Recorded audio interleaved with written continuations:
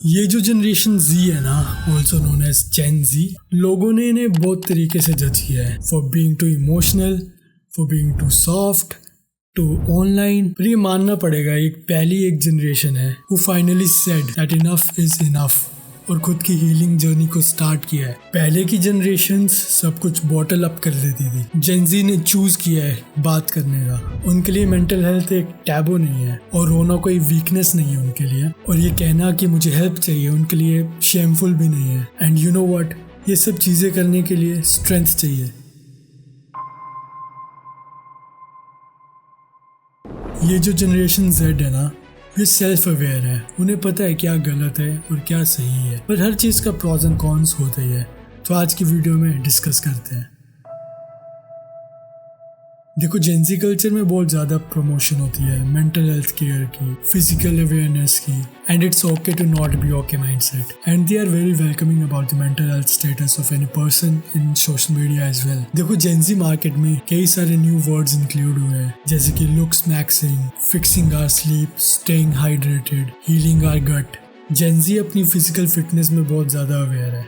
ये वर्कआउट इसीलिए नहीं करते कि वो अच्छे लगेंगे, but just to keep themselves sane. जो जिम कल्चर है वो बस एस्थेटिक के लिए ही नहीं है, योगा, मोबिलिटी, माइंडफुलनेस, इन सब चीज़ों के लिए भी है। वो खुल के बात कर रहे हैं about supplements, skin care, wellness, everything. इस जनरेशन में एक और अच्छी बात है कि इन्हें बाउंड्रीज और सेल्फ वर्थ की अच्छी नॉलेज है। Like we are learning to say no to toxic jobs, no to hustle 24/7, no to fake friendship. Like basically we are replacing burnouts with balance and we are choosing peace over the performance।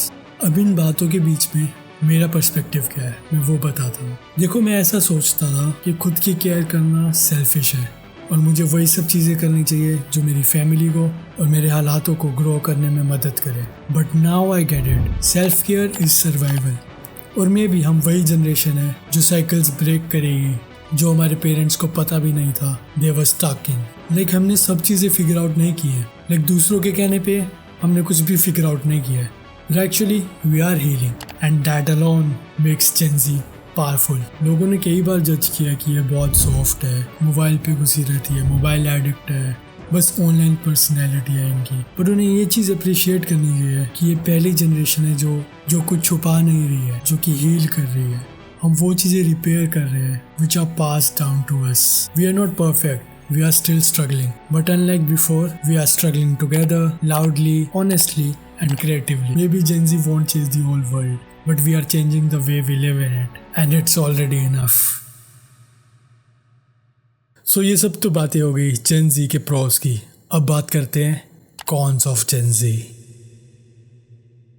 और पहला कौन है mental health struggles. जैसे मैंने pros पे बताया था कि जनरेशन जेड मेंटल हेल्थ पे फोकस करती है, but on the other side इनमें high levels of anxiety, depression और स्ट्रेस पाया जाता है।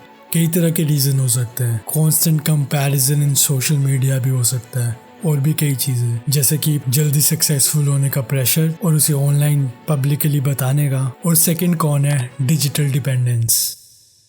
जैसा कि मैंने वीडियो की स्टार्टिंग में बताया था कि लोग इन्हें जज करते हैं टू बी टू ऑनलाइन और मोबाइल एडिक्ट बताते हैं, वो कहीं ना कहीं सच भी है। तुमने सब में देखा होगा कि स्क्रीन टाइम कितना बढ़ चुका है सभी का, और ये टिकटॉक, इंस्टाग्राम रील्स की वजह से अटेंशन स्पैन एकदम ज़ीरो हो गया है। आजकल के लोगों का अटेंशन स्पैन इतना कम हो गया है कि वो एक जगह फोकस ही नहीं कर पाते हैं। लाइक स्क्रॉल एडिक्शन, जल्दी जल्दी चीज़ें चाहिए, अटेंशन स्पैन एकदम कम हो गया है। और ये ना तो डीप कॉन्वर्जेशन कर पाते हैं किसी के साथ, और किसी एक पर्टिकुलर चीज़ में फोकस करना भी बहुत ज़्यादा डिफिकल्ट होता है इनके लिए।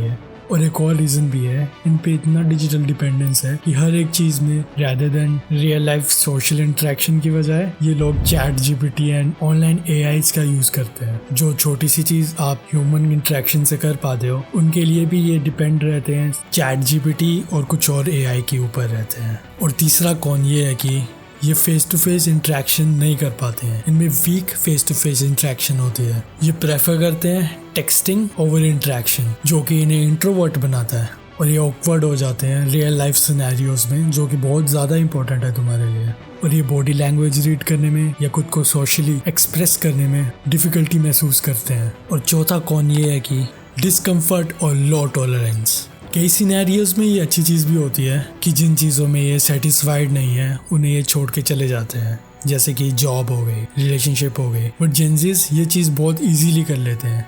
जिस चीज़ में इन्हें फुलफिलमेंट नहीं मिलती है, जैसे कि जॉब या रिलेशनशिप, वो इजीली उससे निकल जाते हैं और बहुत जल्दी निकल जाते हैं। और इनकी एक्सपेक्टेशंस भी बहुत हाई होती है। इन्हें इंस्टेंट रिजल्ट चाहिए होता है और इमोशनल सेफ्टी चाहिए होती है। और 5वां कॉन ये है कि द आइडेंटिटी ओवरलोड। इन पे बहुत ज़्यादा प्रेशर होता है कि तुम्हारी एक यूनिक पर्सनैलिटी, यूनिक आइडेंटिटी होनी चाहिए। ये बहुत ज़्यादा प्रेशर लेते हैं उस बारे में, और ये सेल्फ एस्टीम और पर्पस में बहुत लैक करते हैं, क्योंकि तुम्हें मानना पड़ेगा कि इनमें कन्फ्यूजन बहुत ज़्यादा होती है, क्योंकि एक्सपोज रहते हैं लोगों के डिफरेंट बिलीव्स, लाइफस्टाइल और आइडियोलॉजीज में, जो कि ऑनलाइन आपको मिल जाती है हर जगह। और 6th कॉन ये है कि इनकी करियर एक्सपेक्टेशंस अनरियलिस्टिक होती है। जो कि ट्रेडिशनल वर्क एनवायरनमेंट होता है, ये बेसिकली उसमें डिसअपॉइंटेड रहते हैं। ये डिज़ायर करते हैं कि पैशन भी मिल जाए, फ्लेक्सिबिलिटी भी मिल जाए और इनकम भी ज़्यादा हो। और 7th कॉन, जो कि बहुत इंपॉर्टेंट कॉन है जेंजीज का, द आइसोलेशन। जेंजीज बहुत कनेक्टेड रहते हैं और वो सिर्फ ऑनलाइन होता है। इन रियल लाइफ ये ज़्यादा लोगों से कनेक्टेड नहीं होते हैं, जो कि इन्हें लोनली बनाता है। सो स्ट्रगल करते हैं डीप लॉन्ग लास्टिंग रिलेशनशिप बनाने में। सो जो भी मैंने ये प्रॉज एंड कॉन्स तुम्हें बताया है, ये सभी में अप्लाई नहीं होता है, बट मेजॉरिटी ऑफ जेंजीज में ज़रूर अप्लाई होता है। लाइक हर चीज़ के प्रॉज एंड कॉन्स होते हैं। So what do you think? Do let me no in the comments. And thank you for the 10 subscribers I got in this channel. I am really happy about it. और जितने भी views आ रहे हैं, जो भी लोग कमेंट कर रहे हैं, थैंक यू सो मच। ये नया चैनल है एंड आई नो कि हम इस चैनल को ऊपर लेके जाएंगे। Late me no in the comments कि ये वीडियो कैसी लगी और मुझे कैसे इंप्रूव करना चाहिए और कैसा कंटेंट तुम देखना चाहते हो in the future. I am Rikshit Jang और मेरे ये कुछ थॉट्स थे। Do let me know what are your thoughts on it. Bye.